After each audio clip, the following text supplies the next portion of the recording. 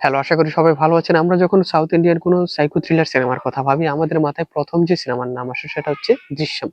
মোহনলাল অভিনীত সিনেমা, যেটা ৩ পার্টে মূলত শেষ হতে যাচ্ছে।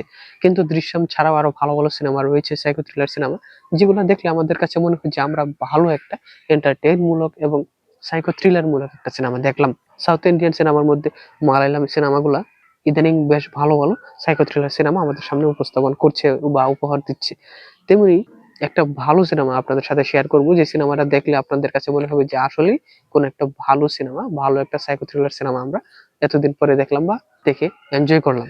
সেরকম একটা সিনেমার নাম হচ্ছে 'ইকো', যেটা পরিচালনা করেছেন দিনজিৎ আইয়াথান। এই সিনেমাটা একটা অ্যানিমাল ট্রিলজি সিনেমা।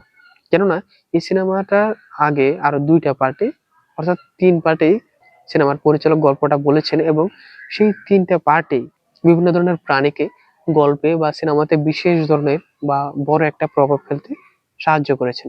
যেমন এই ৩ টা সিনেমা হচ্ছে 'কিষ্কিন্ধা কান্দাম', 'কেরালা ফাইলস 2' এবং 'ইকো'। 'কিষ্কিন্ধা কান্দাম' সিনেমাতে বানর রয়েছে। সে বানর তাদের সিনেমাতে বা গল্পের মধ্যে ব্যাপক প্রভাব ফেলে। আর যে আমি আপনাদের সাথে কথা বলবো 'ইকো' সিনেমা নিয়ে। এই 'ইকো' সিনেমাতে রয়েছে কুকুর। কুকুর এই সিনেমাতে বিশাল একটা প্রভাব ফেলে।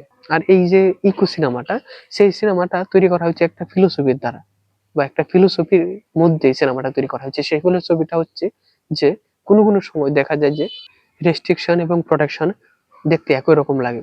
যে কারণে এই সিনেমার যে ক্যারেক্টার রয়েছে সেগুলা গল্পের সময় বা গল্প উপস্থাপন করার সময় সেই ক্যারেক্টার গুলা কয়েকটা জায়গায় বলে ফেলে যে sometimes restriction and protection look like same, দুইটাই এক রকমের মতন।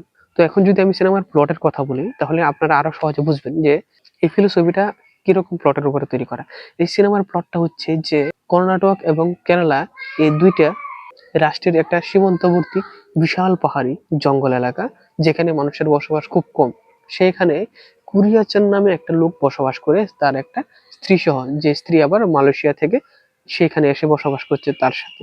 সেই জঙ্গলের এখানে সে কুরিয়াচানের চেনা অচেনা বিভিন্ন ধরনের বন্ধু বান্ধব বা শত্রু টাইপ লোকজন, তারা আসলে বিভিন্ন ভাবে এসে কুরিয়াচানের খোঁজ খবর নিতে চাচ্ছে যে কুরিয়াচান কি আসলে বেঁচে আছে নাকি মরে গেছে, আর যদি বেঁচে থাকে তাহলে সে কোথায় লুকিয়ে আছে। কুরিয়াচান যে ক্যারেক্টারের লোক, সে তো এতদিন বা দীর্ঘ ৫ বছর পর্যন্ত বা ৫ বছরের উপরে বেশি ধরে যে লুকিয়ে আছে, সে তো এতদিন লুকিয়ে থাকার কথা না।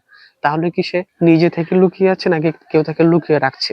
আর যদি সে নিজে ইচ্ছাকৃতভাবে লুকিয়ে না থাকে, তাহলে তাকে কে লুকিয়ে রাখছে, তাকে কন্ট্রোলটা কে করছে, আর সেই কন্ট্রোলটা কিভাবে করছে? এই প্লটের উপরে তৈরি করা হয়েছে সিনেমাটা 'ইকো'। আর এই সিনেমাতে এই যেসব চরিত্র রয়েছে, এর এই প্লটটা উপস্থাপন করতে গিয়ে যে বেশ কিছু চরিত্রের প্রবলেম লেগেছে প্রাণী সহ, সেই ক্যারেক্টার গুলা যদি আমি বলি, ক্যারেক্টার মূলত কুরিয়া-চান, সই, পিয়ুষ এবং বেশ কিছু কুকুর মূলত এখানকার প্রধান চরিত্র বলা যায়। তবে এইখানকার বা এই গল্পের প্রধান চরিত্র কিন্তু গল্পই, কোনো স্পেশাল কোনো ব্যক্তি না। যেমন পুরো গল্পকে কেন্দ্র করে ঘুরে, যে ব্যক্তিকে কেন্দ্র করে ঘুরে সেটা হচ্ছে কুরিয়া-চান। কিন্তু কুরিয়া-চান বা এর উপস্থাপনা গল্পে খুবই কম সময়।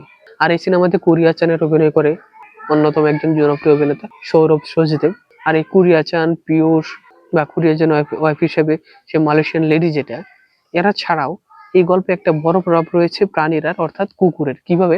যে তারা যে পাহাড়টাতে থাকে, বসবাস করে, সেইখানে যদি কুরিয়া-চানের খোঁজ খবর নিতে হয়, তাহলে যে কারো কুরিয়া-চানের স্ত্রীর কাছে যেতে হবে। আর কুরিয়া-চানের স্ত্রীর কাছে যেতে হলে বিশাল একটা পাহাড় বেয়ে বেয়ে উপরে উঠতে হবে। আর সেই পাহাড়ের প্রতি ১০০ মিটার পরে পরে একটা বা দুইটা করে কুকুর দাঁড় করানো আছে, যেগুলা কোনো অপরিচিত লোককে উপরে উঠতে ভয় দেখায় অথবা বাধা দেয়। আবার কোনো সময় সেই কুকুরগুলো আক্রমণাত্মক পর্যন্ত হয়ে যায় যদি সে মালয়েশিয়ান লেডি অর্থাৎ কুরিয়াচানের ওয়াইফের কাছাকাছি চলে যায়। এবং সেই কুকুরগুলা প্রয়োজনে কি মানুষকে হত্যা পর্যন্ত করে ফেলে, যদি সে কুরিয়াচানের ওয়াইফের নির্দেশনা পায়। যে কুকুরগুলো একসময় কুরিয়াচানের নির্দেশনায় চলাফেরা করতো, ট্রেনিং প্রাপ্ত ছিল, সেইগুলা এখন কি কুরিয়াচানের ওয়াইফের কথাবার্তায়, তার ইশারাতে চলাফেরা করে, এমনকি মানুষ পর্যন্ত হত্যা করে ফেলে। সেই কুরিয়াচানকে তার ওয়াইফের এই কুকুরগুলো দ্বারা রেস্ট্রিকশনের মধ্যে পড়ে গিয়েছে, নাকি অন্য কোনো গল্প রয়েছে, এই ব্যাপারগুলো নিয়ে ক্যারেক্টার গুলো সাজানো হয়েছে। আর এই যে সুন্দর করে গল্পটা উপস্থাপনা করা, এই ক্যারেক্টার গুলো গুছানো, পাহাড় জঙ্গল দেখানো, এই ক্যারেক্টার গুলো কিভাবে চলাফেরা করছে, এগুলা দেখাতে গিয়ে যে কোরিওগ্রাফির ব্যবহার করেছেন সেটা চমৎকার। যেমন এটা ছাড়াও আপনারা যদি থোডারুম সিনেমা বা বিভিন্ন ধরনের সিনেমা দেখেন যেগুলোতে মোটামুটি করে পাহাড়ের বিভিন্ন সিন দেখানো হয়েছে, সেগুলোর মতন এই সিনেমাতে কি কোরিওগ্রাফিটা অত্যন্ত সুন্দর, দেখে কি মনে হচ্ছে চমৎকার দৃশ্য দেখানো হয়েছে এরকম। আর এই সিনেমাতে এই যে চমৎকার দৃশ্যগুলো দেখানো বা ক্যারেক্টার চলাফেরা এগুলোর জন্য যে বিজিএম এর কাজ করা হয়েছে সেটাও কি চমৎকার, আমার কাছে ভালো লেগেছে। আর যদি বলি যে এই সিনেমার যে মেসেজটা সেটা মূলত এই ফিলোসফিটাই যে আমাদের সামনে উপস্থাপন করতে চেয়েছেন মেসেজ হিসেবে, সেটা হচ্ছে যে কোনো কোনো সময় প্রোটেকশন আমাদেরকে রেস্ট্রিকশন হিসাবে সামনে এসে দাঁড়ায়। আর যদি আমি সিনেমার দুর্বল সাইড হিসেবে কোনো কিছু বলতে চাই তাহলে বলবো যে এই সিনেমার শুরুটা বা শুরু থেকে গল্পটা আস্তে আস্তে গুছাইতে গুছাইতে অনেকটা স্লো মোশনের গল্প মনে হয়েছে, মানে গল্পটাতে ঢুকতে ঢুকতে অনেকটা স্লো লেগেছে। যারা মেসিভ এন্টারটেনমেন্ট ফিল্ম বা শুরুতেই এঙ্গেজ করে ফেলবে বেশি আকারে বা শুরুতেই এঙ্গেজেবল করে ফেলবে চরিত্রের ব্যাপারগুলোতে, এরকম যারা সিনেমা দেখেন তাদের কাছে শুরুটা এই সিনেমার শুরুটা স্লো মনে হতে পারে। এছাড়া আপনার যখন অর্ধেক সিনেমা পার হয়ে যাবে তারপরে আপনার কাছে কি গল্পটা এতটাই ভালো লাগবে যে আপনি দেখতে থাকবেন আর বিভিন্ন টুইস্ট সামনে আসতে থাকবে আর গল্পের ভিতরে আপনি চলে যাবেন। গল্পটা এতটাই ভালো লাগবে যে আপনার কাছে মনে হবে যে অনেকটা ভালো মানের সাইকো থ্রিলার একটা সিনেমা দেখলাম। তো এইগুলা ছিল আমার কথা ওই সিনেমা দেখার পর। আর আপনারা আমার এই মতামত গুলার সাথে এগ্রি করেন কিনা বা ডিসএগ্রি করেন কিনা সেটা কমেন্টে জানাতে পারেন, এবং সিনেমা নিয়ে নতুন নতুন তথ্য পেতে, আপডেট পেতে এবং রিভিউ পেতে আমাদের সাথে থাকুন। আজকে তাহলে এ পর্যন্ত, সবাইকে ধন্যবাদ।